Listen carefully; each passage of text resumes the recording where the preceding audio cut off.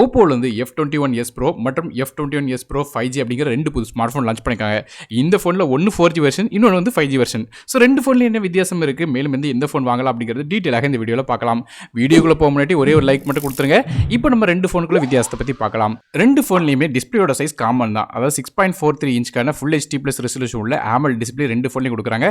So ரெண்டு ஃபோன்லையும் AMOLED display கொடுத்துருக்கிற ஒரு நல்ல விஷயமா இருக்குது. இதுபோல் in display finger print scanner சப்போர்ட்டும் ரெண்டு ஃபோன்லையுமே இருக்குது. ஆனால் என்ன விஷயம் கேட்டிங்கன்னா வந்து ஓப்போட F21s Pro 5Gயில் வந்து நார்மலாக 60 Hz ரிஃப்ரெஷ் ரேட் உள்ள டிஸ்பிளே தான் கொடுக்குறாங்க.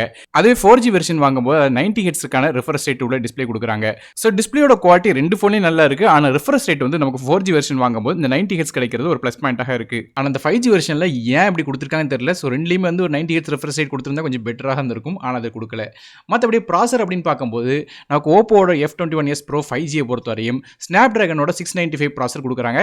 அதே 4G வெர்ஷன் வாங்கும்போது ஸ்னாப்டிராகனோட 680 ப்ராசர் கொடுக்குறாங்க. ஸோ ரெண்டு ப்ராசர்லையும் எது பெட்டர் அப்படின்னு பார்த்தீங்கன்னா ஸ்னாப்டிராகனோட 695 வந்து ஓவரால் ரேங்கிங் 50 ரேங்க் வருது. அதாவது B கிரேடுக்கும் C கிரேடுக்கும் இடப்பட்ட ப்ராசராக வருது. மற்றபடி 4G வெர்ஷன் வாங்கும்போது அதில் இருக்க ஸ்னாப்டிராகன் 680 ப்ராசருக்கு 79 ரேங்க் வருது. அதாவது C கிரேட் ப்ராசராக வருது.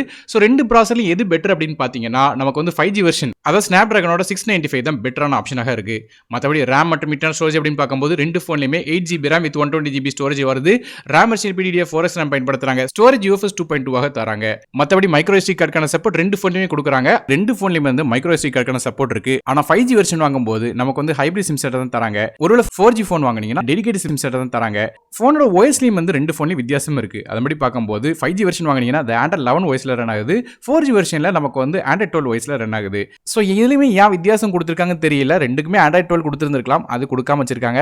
மேபி ஃபியூச்சர் வெர்ஷன்ல வந்து இந்த Android 12 OS வந்து கொடுக்கறதுக்கு வாய்ப்பு இருக்கு. ஆனால் Android 13 வந்துட்டு ஸோ ஏன் இன்னுமே Android 11 வச்சிருக்காங்க அப்படிங்கிறது தெரியல. மற்றபடி பேக் சைடில் ஒரு கேமராஸ் அப்படின்னு பார்க்கும்போது பேக் சைடில் ரெண்டு ஃபோன்லையும் வந்து 3 கேமரா கொடுத்துருக்காங்க. மொதல் கேமரா கடைசி கேமரா காமன் கேமரா. அதப்படி பார்க்கும்போது மொதல் கேமரா 64 மெகாபிக்சலுக்கான ரியர் ஃபேசிங் கேமரா f1.7 ஆப்பர்ச்சரில் வருது. லாஸ்ட் உள்ள கேமரா 2 மெகாபிக்சலுக்கான மேக்ரோ சென்சர் கொடுக்குறாங்க. இந்த ரெண்டாவது கேமரா மட்டும் ரெண்டு ஃபோனுமே வித்தியாசம். அதப்படி பார்க்கும்போது 5G ஃபோன் வாங்குனீங்கன்னா அது 2 மெகாபிக்சலுக்கான மோனோக்ரோம் லென்ஸ் கொடுக்குறாங்க. மற்றபடி 4G வெர்ஷன் வாங்குனீங்கன்னா அதில் 30x மைக்ரோஸ்கோப் கேமரா கொடுக்குறாங்க. ரொம்ப மைனூட்டான ஒரு மேக்ரோ ஷாட்ஸ் வந்து எடுக்கிறதுக்கு இது ஹெல்ப்ஃபுல்லாக இருக்கும். மற்றபடி செல்ஃபிலையுமே வித்தியாசம் இருக்குது. அதன்படி பார்க்கும்போது ஃப்ரண்ட் சைடில் 16 மெகாபிக்சலுக்கான ஃப்ரண்ட் ஃபேசிங் கேமரா வந்து நமக்கு 5G வெர்ஷன் வாங்கும்போது கிடைக்குது. 4G வெர்ஷன் வாங்குனீங்கன்னா அப்படியே டபுள், அதாவது 32 மெகாபிக்சலுக்கான ஃப்ரண்ட் ஃபேசிங் கேமரா கொடுக்குறாங்க. சோனியோட IMX709 சென்சர் கொடுக்குறாங்க. இது போக ஏற்கனவே சொன்ன மாதிரி 5G ஃபோனுக்கு 5G சப்போர்ட் இருக்கு. 4G ஃபோனுக்கு டியூல் 4G VoLTE சப்போர்ட் வருது.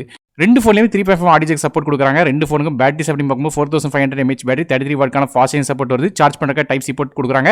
கடைசியாக பிரைசிங் அப்படின்னு பார்க்கும்போது ஓப்போட F21s Pro 5G பொறுத்தவரையும் 25,999 அப்படிங்கிற விலையில் வைக்கிறாங்க. அதே 4G வெர்ஷன் வாங்கினீங்கன்னா 22,999 அப்படிங்கிற விலையில் வருது. ஸோ ரெண்டு ஃபோன்லையும் கம்பேரிசன் பார்த்துட்டீங்கன்னா எது பெஸ்ட் எது ஒஸ்ட் அப்படின்னு பார்க்கும்போது நமக்கு அந்த கிரீன் கலர் மார்க் பண்ணிக்கிறதுலாம் பெஸ்ட். அது நீங்கள் ஸ்க்ரீனில் பார்க்க முடியும். ஆக மொத்தம் பார்த்துட்டீங்கன்னா நமக்கு வந்து 4Gயில் இந்த சிப் செட் மட்டும் கொஞ்சம் கம்மி பண்ணியிருக்காங்க. மற்ற எல்லா ஃபீச்சர்ஸும் பெஸ்ட்டாக இருக்குது. ஆனால் 5Gயில் சிப்செட் வந்து நல்லா கொடுத்துட்டு மற்ற எல்லா ஃபீச்சர்ஸும் கட் பண்ணியிருக்காங்க. ஸோ அது வந்து ரெண்டுக்கும் வித்தியாசம் இருக்குது. ஸோ நீங்கள் இந்த ரெண்டு ஃபோனை பற்றி என்ன நினைக்கிறீங்க அப்படிங்கிறது கீழே கமெண்ட் செக்ஷனில் மென்ஷன் பண்ணுங்கள். எது பெஸ்ட் அப்படிங்கிறது கீழே கமெண்ட் செக்ஷனில் மென்ஷன் பண்ணுங்கள். வீடியோ பிடிச்சினா ஒரே லைக் கொடுத்துருங்க. நான் டெக் மற்றொரு நன்றி, வணக்கம்.